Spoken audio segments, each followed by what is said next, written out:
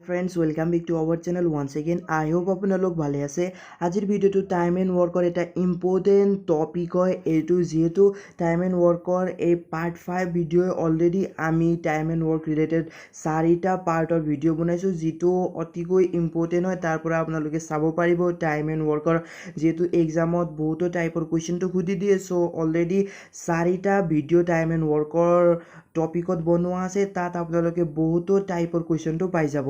চ' এইটোত সুধিছে যে এ এটা কাম 10 দিনত কৰিব পাৰে, বি এ 12 দিনত, চি এ 15 দিনত। তেতিয়া এ বি চি এ একেলগে সেই কামটো কিমান দিনত কৰিব পাৰিব বুলি সুধিলে।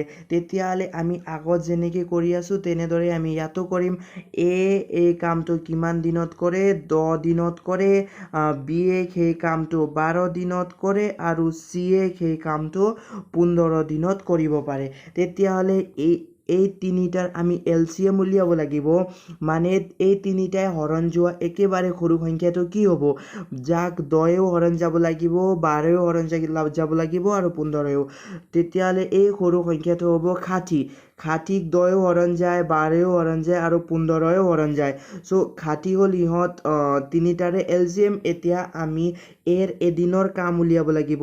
এৰ এদিনৰ কাম কিমান হ'ব? যেতিয়া আমি 10ে 60ক হৰণ কৰিম, মানে 60ক আমি 10ে হৰণ কৰিলে এৰ এদিনৰ কাম গম পাম।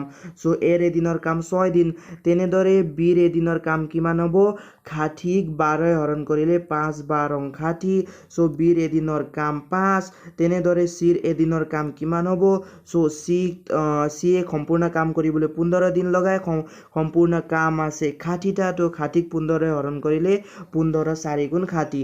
চ' আমি গম পালোঁ যে এৰ এদিনৰ কাম এ এদিনত 6টা কাম কৰে, বি এ 5টা কাম কৰে আৰু চি এ 4টা কাম কৰে। তেতিয়াহ'লে এ বি আৰু চি এ এদিনত কিমানটা কাম কৰিব? গোটেইবিলাক যোগ কৰিব লাগিব।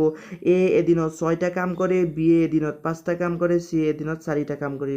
চ' টোটেল কাম কেইটা কৰে? ইহঁতে গোটেই কেইজনে মিলি এদিনত 15টা কাম কৰে। আৰু আমাৰ মুঠ কাম কিমান আছে? আমাৰ মুঠ কাম আছে 60টা। চ' 60টা কাম কৰিবলৈ এ বি চিক কিমান দিন লাগিব? চ' আমি 60ক 15ে হৰণ কৰি দিলে আমি এনচাৰটো গম পাই যাম। চ' 60ক 15ে হৰণ কৰিলে এনচাৰটো 4 আহিব। মানে এ বি চি একেলগে মিলি এই 60টা কাম কৰিবলৈ 4 দিন লগাব। চ' এনচাৰটো 4 হ'ব। আই হোপ কি আপোনালোকে বুজি পালে। আৰু এটা এনেকুৱা টাইপৰ কুৱেশ্যন কৰিলে আপোনালোকৰ এই কনফিউজন যদি ইয়াত আছে তেতিয়াহ'লে এইটো ক্লিয়াৰ হৈ যাব। আৰু এনেকুৱা টাইপৰ বহুতো ইম্পৰ্টেণ্ট টাইম এণ্ড ৱৰ্কৰ কুৱেশ্যনবিলাক আগৰ ভিডিঅ'বিলাকত বনোৱা আছে, আপোনালোকে তাৰ পৰা চাব পাৰিব। কমপ্লিটলি টাইম এণ্ড ৱৰ্কৰ যেনেকুৱা টাইপৰ কুৱেশ্যন নোসোধক, অলৰেডি সকলোখিনি আমি কৰোৱা আছে আমাৰ চেনেলটোত, আপুনি তাৰ পৰা চাব পাৰিব। এতিয়া এই কুৱেশ্যনটো চাব। এই কুৱেশ্যনত সুধিছে যে এ এটা কাম 5 দিনত কৰিব পাৰে, বি এ 6 দিনত কৰিব পাৰে আৰু চি এ কিমান দিনত কৰিব পাৰে? 10 দিনত কৰিব পাৰে। তেন্তে এ বি আৰু চি সেই কাম একেলগে কিমান দিনত সম্পূৰ্ণ কৰিব? আগৰ কুৱেশ্যনৰ সৈতে একে, গতিকে এইটো কৰিবলৈ সহজ হ'ব। চ' প্ৰথমতে আমি লিখিব লাগিব এ এটা কাম 5 দিনত কৰে, বি এ এটা কাম 6 দিনত কৰে, চি এ সেই কামটো 10 দিনত কৰে। তেতিয়াহ'লে ইহঁত তিনিটাৰ LCM কিমান হ'ব?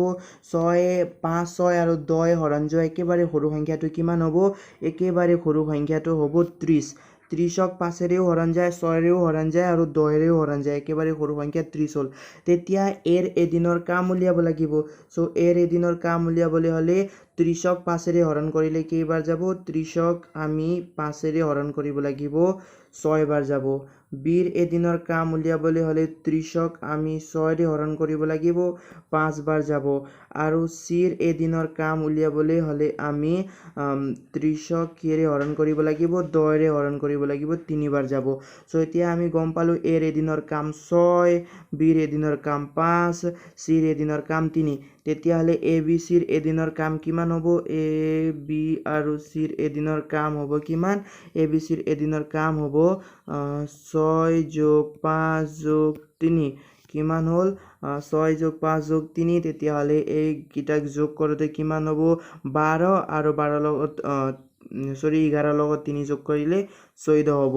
14 হ'ল এ বি চিৰ কাম কিমান হ'ল 14 হ'ল সো এতিয়া আমি এই 14ক 30ক হৰণ কৰিব লাগিব 14 ডাইৰেক্ট 30কটো হৰণ নাযায় সো এতিয়া আমি কেনেকৈ কৰিব লাগিব আমি গম পালো যে এ বি চিৰ এদিনৰ কাম কিমান এ বি চিৰ এদিনৰ কাম হ'ল 14টা কাম এ বি চিয়ে কৰে কিন্তু সম্পূৰ্ণ কাম আছিলে 30টা সম্পূৰ্ণ কাম আছিলে 30টা সো এদিনত এ বি চিয়ে মিলি 14টা কাম কৰে সো আমি হৰণ কৰিব লাগিব এতিয়া দুটাকে কি সংখ্যা হৰণ যায় 2 এৰে হৰণ যায় 2 7 গুণ 14 2 15 গুণ 30 সো ইমান পালো 15/7 সো এতিয়া আমি ইয়াক আমি মিশ্ৰ ভগ্নাংশত লিখিব লাগিব মিশ্ৰ ভগ্নাংশত কেনেকৈ লিখিম 7ৰ 7 লিখিলো 7 দুগুণ 14 যোগ 1 ইকুৱেল টু 15 2 ঘণ্টা তাৰপিছত 1/7 1 hour/7 এটো হ'ল এটো এনেকুৱাত লিখিব পাৰিম মিন্স এনেকুৱা মিশ্ৰ ভগ্নাংশত আমি এই এনসাৰটো লিখিব পাৰিম